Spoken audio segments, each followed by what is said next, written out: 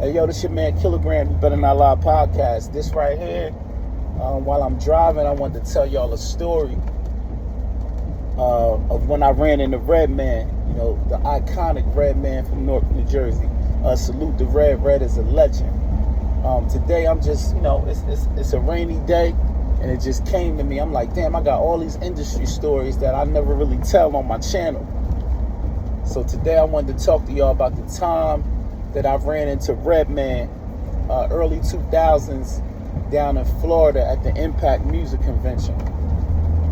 I was down there with my team. We had a record label called Tipping the Scale Entertainment, and we went on the road to promote the single that we had. We had a single with P.D. Crack. We had a couple mixtapes.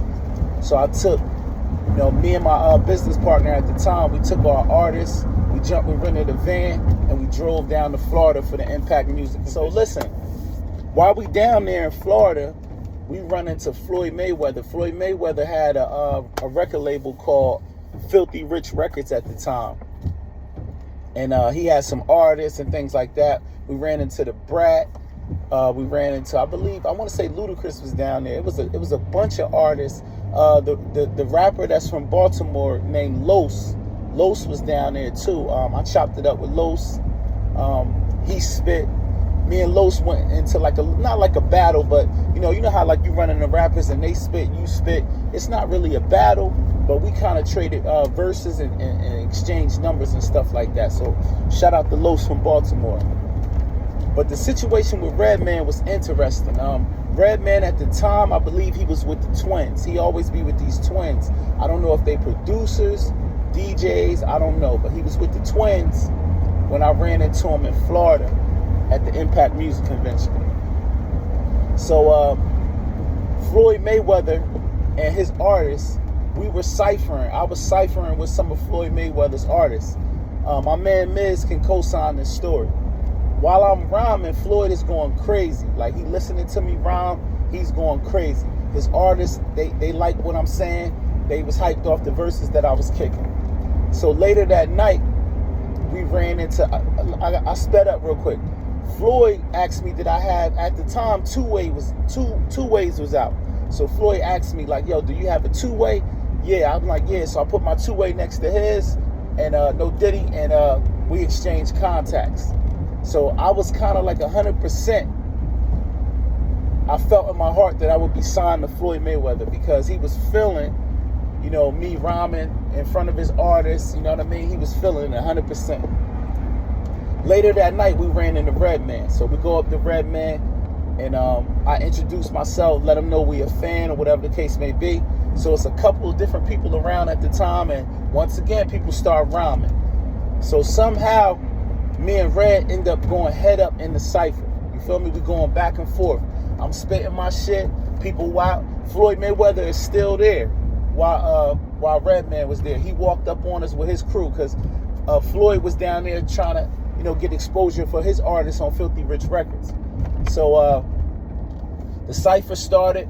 Red spitting, I spit, Floyd artist spit. It was a big deal.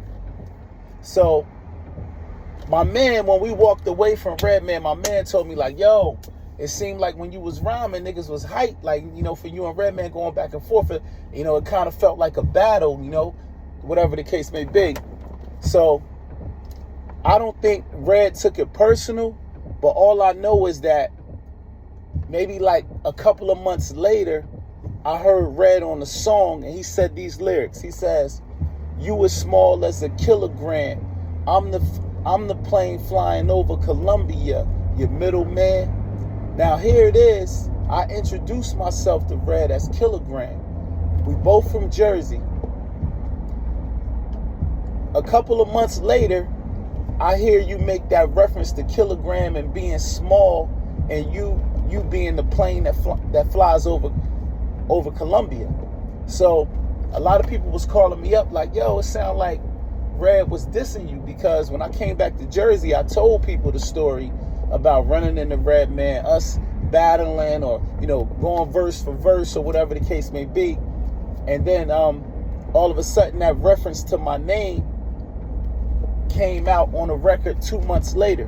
So I thought it was a coincidence that he used my name in that reference of being small.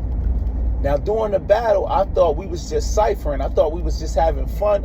It was a young nigga such as myself being in the presence of an icon, letting him know that, you know, my bars was sharp too and I'm on the rise. But I think that when he got back to Jersey, maybe he didn't feel, you know what I'm saying, that it was you know, just an innocent battle. I think he took a shot at me. A lot of people was calling me and telling me that. So Red, if you out there chilling, you doing your thing, you still a legend. But I just wanted to know, was that a diss against me? When you said you were small as a kilogram, I'm the plane flying over Colombia, your middle man. I just wanted to know, was that a diss towards me? Because we did run into each other in Florida. We traded bars, the crowd, ooh, ah, you know what I'm saying?